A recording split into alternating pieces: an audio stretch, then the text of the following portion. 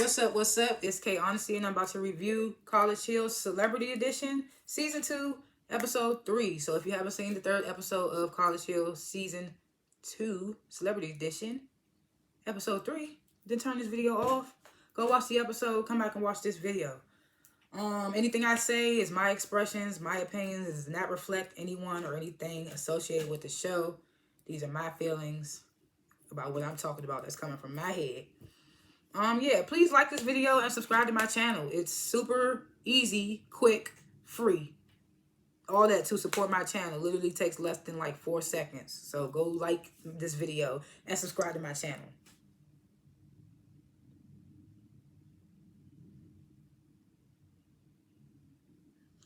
It'd be weird when I be pausing, but cool.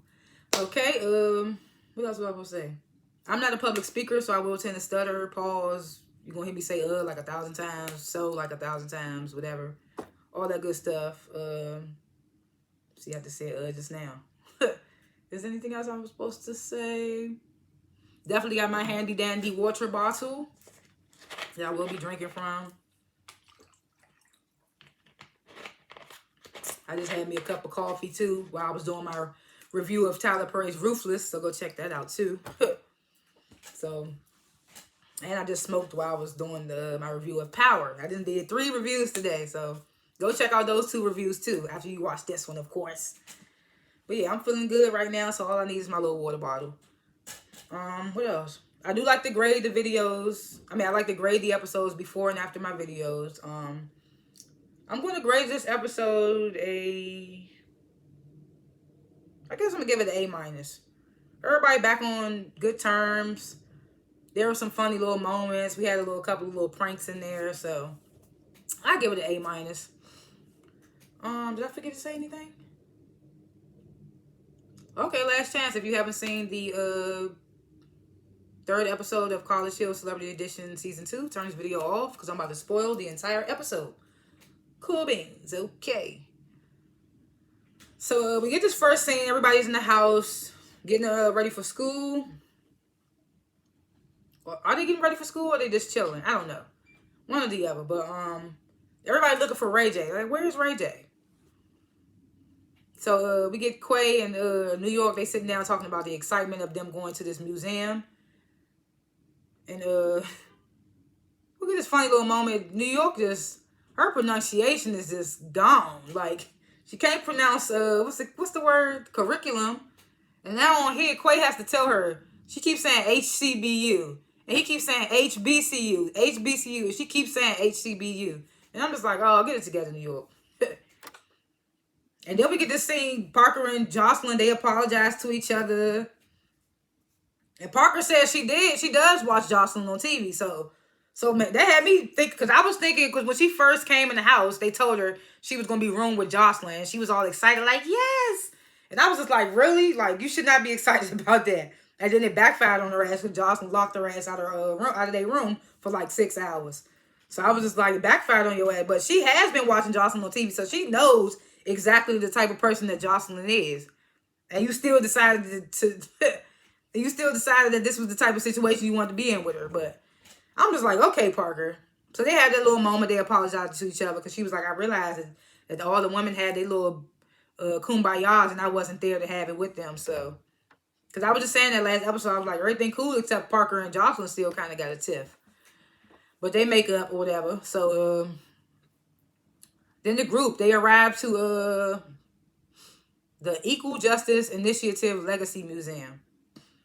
And I'm going to be honest with you, I had never heard of this museum until now. It's in Alabama, apparently. And apparently this is a groundbreaking museum. It's like, it's very knowledgeable on like slavery and all those type of situations. So they get there and they're greeted by both the Robinson professors, what's his name? Howard and, what's the other one name? Maurice, I think. They greeted by them.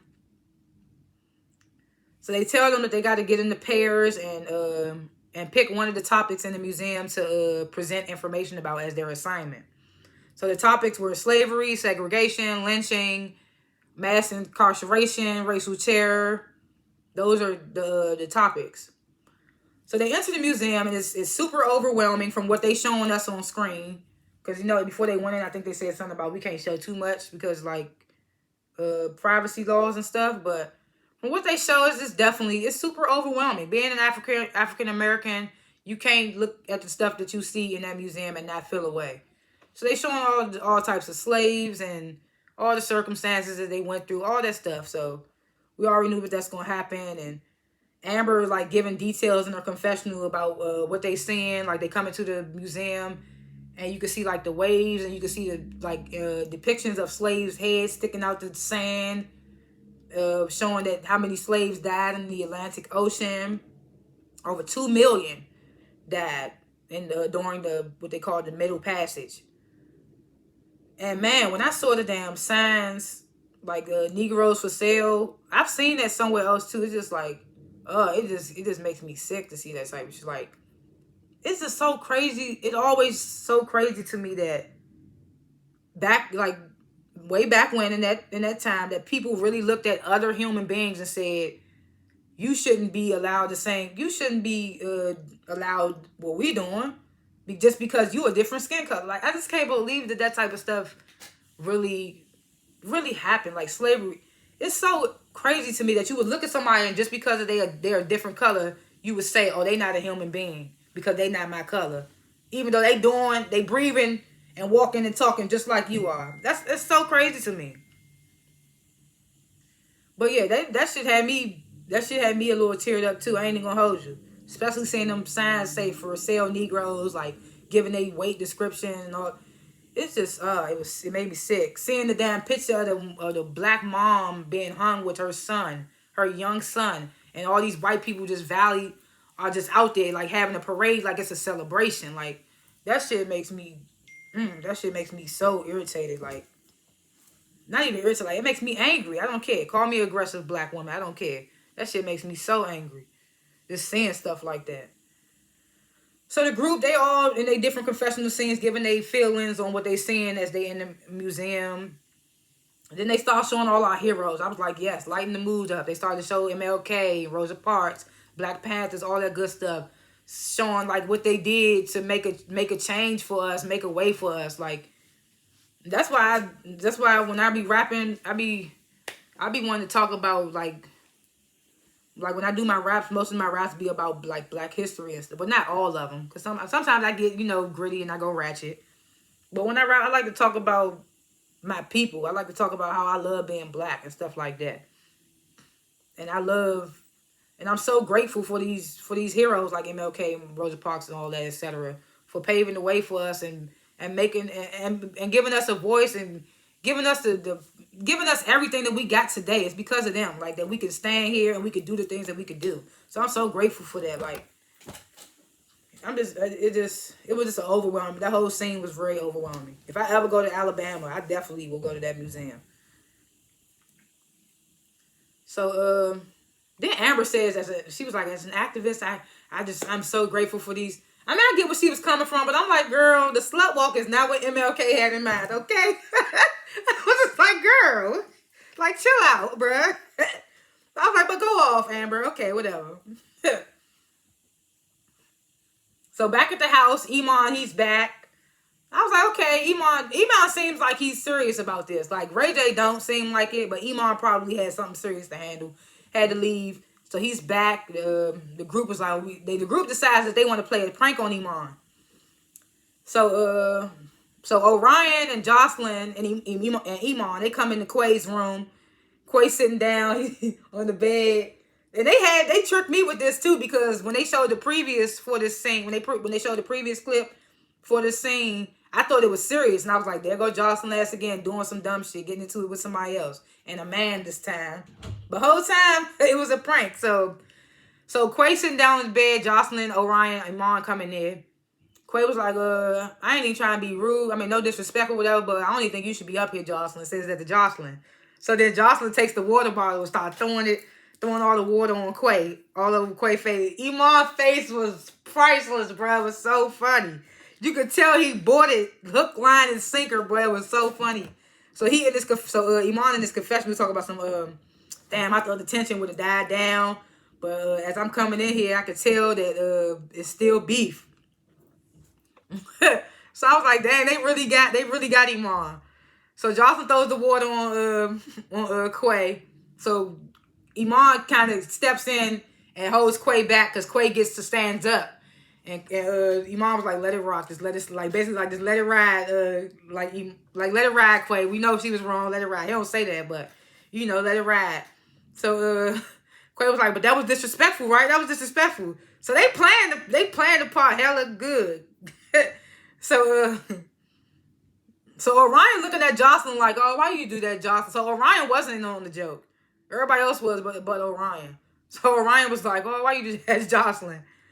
So then Jocelyn yells, it was a prank. Her and Quay started hugging, laughing. Iman was like, oh man, y'all really got me. I was like, dang, why we about to put hands on people? Nah. Iman in his confession talking about bravo. Like he was like, they did a hell of a job. They got me.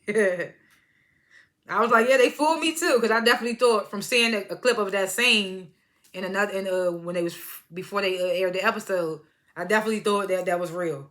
So they definitely got me too.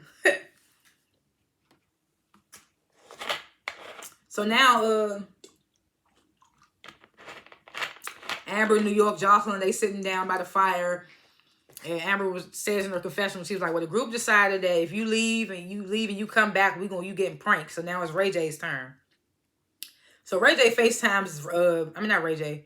Amber FaceTimes Ray J, tells him that Jocelyn and Parker was fighting. It's like they got into a physical fight. Like hair pulling and all that. So Ray J was like, damn, so shit will pop off when I leave. You know, he was good. He gonna say who won. So that's like, he was like, who won? That's basically the next question. Shoot, who won? That was like super hood answer. He's like, who won? So Amber was like, I don't know.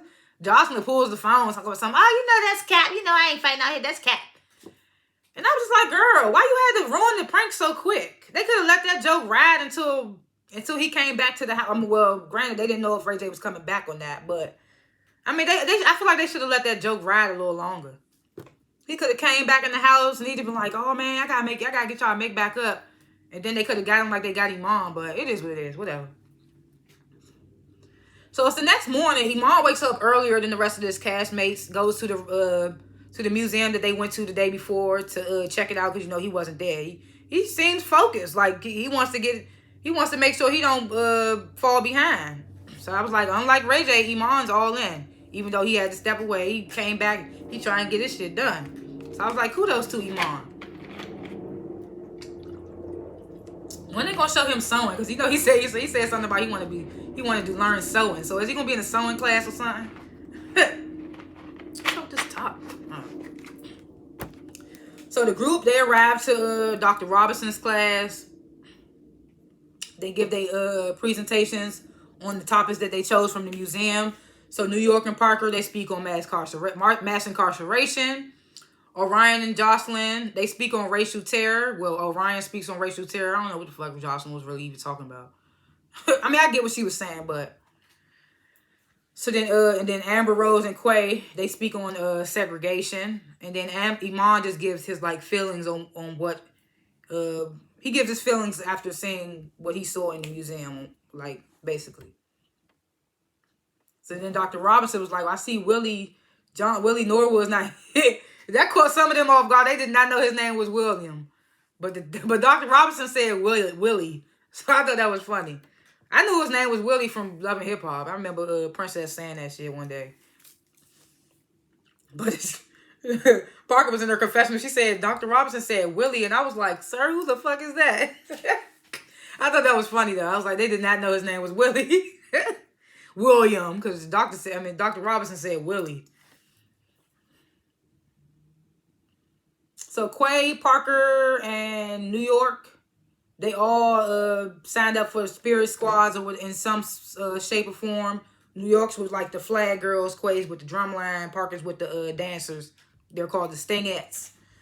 So they're told that they're gonna be performing for ASU's like biggest one of their biggest games. It's called Magic. It's like a Magic City class. It's called Magic City Classic. It's one of their biggest events, one of the biggest games. It's also the Stingettes' 45th anniversary. So they got a lot to prove. They got to practice, practice, practice.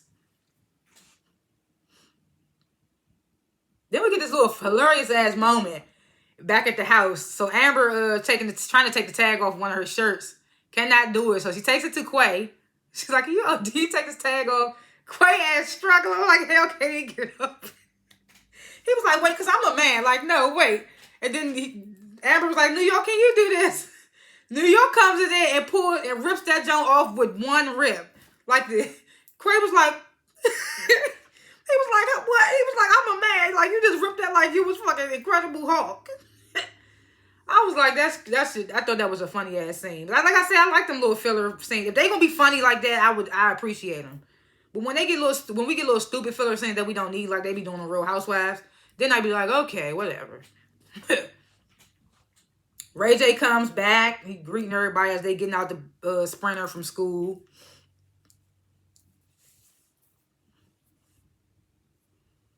So then it's the next morning. Next morning, the group, they all talking about doing, it's Amber's birthday, so they all talking about doing something special for her after school for her birthday. I was like, oh, that's cute. Look at them sounding like kids. We need to do something for Amber after school for her birthday. But I thought that was cute, though.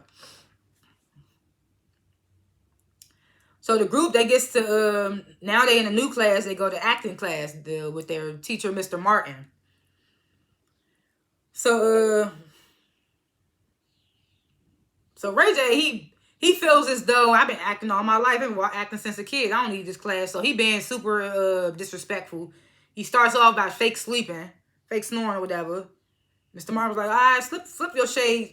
Basically take your shades off. And Ray J was like, well, they can flip like this. And Mr. Martin was like, all right, we'll leave him like that. So he was like, tell him to flip his shades down. Ray J phone rings. Martin was like, do you want to answer that, Mr. Norwood? Ray J just doing a whole bunch of disrespectful shit. Somebody even was like, Ray J, you starting to piss me off. I don't know if it was Amber that said that or Jocelyn. I don't know who said that. So then Mr. Martin, he assigns them to like come up with a metaphor that best describes their lives. He has them write down like some I am statements, like I am most angry when, I'm most loved, I'm most happy. Side note, when he said I am most loved, this bitch New York gonna talk about something when his penis is inside me. And I was just like, bruh. Orion was like, I was just like, bruh. But either way, he was like, I am most loved when. And then Amber chimes in. She says she hasn't felt loved in a while.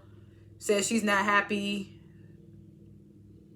Says she gets emotional. I mean, she starts getting emotional, saying that she hasn't been happy in a while. Says growing up poor and all going through all the things she went through, she was most happiest on Halloween because she could dress up and be somebody else. I'm not even trying to be funny, but I feel like I've heard that on like a movie or something before, but whatever. But I was just like, I thought that was funny that she said that. But she was like, I feel my most happiest on Halloween because I get to be somebody, be myself. Whatever. So then class ends. Mr. Martin was like, Ray J, stop coming to class high. I thought that was funny. I put that in there. I thought that was funny. So back at the house, everybody's setting up. They setting up for Amber's birthday. Jocelyn tells Amber, oh yeah, my husband, he gonna come through. He bringing you a bottle. He's like, then we gonna leave and fuck. And I was just like, do we need that? Did we need that? We don't need that description. We don't need that narrative. We don't need that. Don't need none of that. So the group's sitting down for dinner. Jocelyn come out. They giving her a round of applause like it's her birthday. She dressed up like it's her birthday. She got some she's looking like a goddamn 1950s movie star and shit. I was just like, bruh, what are you doing? I was just like, bruh. I get it. She's dressing up for Ballistic. So Ballistic comes in. She give him this over-exaggerated ass kiss, all extra and shit. Ballistic comes in, gifts Amber with a bottle, gifts the guys with a bottle or something like that. The group, they start turning up or whatever. Like, we ain't going to sleep till this time, whatever. So they show them just now cutting the cake at like 4 a.m. So you know it's late as hell. So then the next day, well, not even the next day because it was 7 a.m. So a couple of hours later, everybody hungover. New York and Jocelyn was like, I'm not feeling this day. I'm not going to school. So Amber was like, well, Jocelyn and New York say they're not going to school, but I'm definitely going to go check on Ray J because he already missed a couple of days, so he definitely need to go to school. So Amber goes, tries to wake up Ray J. He's like, look, you need to get up. Ray J's like, oh, what time is it, Amber? We got time. Talking in his sleep and shit. Amber was like, look, I tried to wake him up. I'm not going to try no more. So they leave, and Ray J, Jocelyn, and New York I stay behind, sleep. So the group, they get to another new class, French class, with Dr. Bakoyima. I'm sorry, don't quote me on that. I don't know if I'm pronouncing his name right. I could be pronouncing it wrong. But you know, he's a French teacher, so in French it'd be médecine. That's French for doctor. Médecine Bakoyima. That would be his name in French. Médecine Bakoyima. I'm not gonna say it no more. Fuck that. So they in French class, learning French or whatever. Poor Quay, this nigga, he had trouble pronouncing Jesus. He kept saying they shush. That was funny as hell. So they get to acting class. Mr. Martin like, well, I noticed we got some people missing. So they tell him about Ray J. They tell him about New York, Jocelyn, Ray J. Dr. Martin has them call Ray J. Ray J don't answer. So Mr. Martin tells them that their assignment for their midterm is to hold a real interview. Basically, come up with why would you hire somebody? Why wouldn't you hire somebody? Tells them to get in pairs, like one person be the interviewer, one person be the interviewee. So those are their assignments for their midterms. So the group, they get to Dr. Perry's class, and I just get this feeling from Dr. Perry that she don't play. The tone of her voice, the way she talks, you could tell she's one of those professors that don't play. So they get to Dr. Perry's class, she immediately I noticed that some of your classmates are not here. So and it was really bad for Quay and Iman because they partners wasn't there. So Quay gets up, he has to do the stanza by himself because Ray J's not there. Ray J was his partner. And then Iman gets up and he has to do his stanza by himself because Jocelyn was his partner. And they both did good. They did good. And I think they should get the credit because of the fact that they partners wasn't there and they had to do it by themselves. And did they have to learn their partner's part as well because of the fact that they wasn't there? That's why I feel like they should definitely get more credit if that's the case. And I was like, for Iman to have been gone and still came back and learned this hymn, that's how you know he's really dedicated and he's really trying to see this all the way through. So then Parker and Orion, they get up and do their stanza. And then Dr. Petty was like, Amber had a different assignment because she atheist and the hymns involved God in them. So apparently her assignment was to learn the 9 names of the Marianne 9. So I'm just like, if they can learn these hymns with this little bit amount of time, especially Iman, who had to leave and go back to another state for a little while, how come you couldn't learn 9 names? It's not like you had to learn the hymn. You couldn't learn the 9 names. So Dr. Petty gives her a week extension. She's like, I'm going to give you a week to learn the 9. And I was just like, that's crazy. Like, she should have known the 9 names. If their assignment was to learn that hymn, your assignment was to learn the 9 names. Like, girl, you should have learned them 9 names. I don't feel like she should have had an extension on that. That didn't even make sense to me. But yeah, so she gives her an extension on that. That made me so mad because I was just like, girl, you already had made a scene about being atheist, so you needed a different assignment. You get a different assignment, but you couldn't even turn it in on time. So that kind of threw me off. So then we get back at the house, and Orion and somebody else, I can't remember who else was, they was filling in New York on what she missed for the day or whatever. And New York was like, well, I feel like Dr. Petty understands. I feel like she really understands us or whatever. And as she's saying that, Dr. Petty pops up at the damn house. So I was like, oh, she about to come and get in them asses. She about to come and get in them asses. And that's how the episode ended. That's why I say I give this episode an A-, bro. It was all right. Did I say A- before? Yeah. It was all right, yeah, because I liked the little funny moments. I like what they did with Amber. I like the little pranks they played. I wish the prank on Ray J would have been a little longer. Especially since he came back the next damn day. Could have held that prank a little longer. But either way, yeah, that's why I say I give it an A-. Predictions for episodes to come. Well, we see Dr. Petty about to get in them asses. And we already saw somebody gonna get sent home from like the whole situation. Like they gonna get expelled basically. Probably gonna be Ray J, most likely. New York ass hiding from Dr. Petty in the next episode, so we know what that's going to entail. I ain't really got too much predictions. I just think that everybody probably gonna make it through. Only two people I probably think might not make it is Ray J or Jocelyn, just because of the way they be sometimes. So I think everybody else gonna succeed though.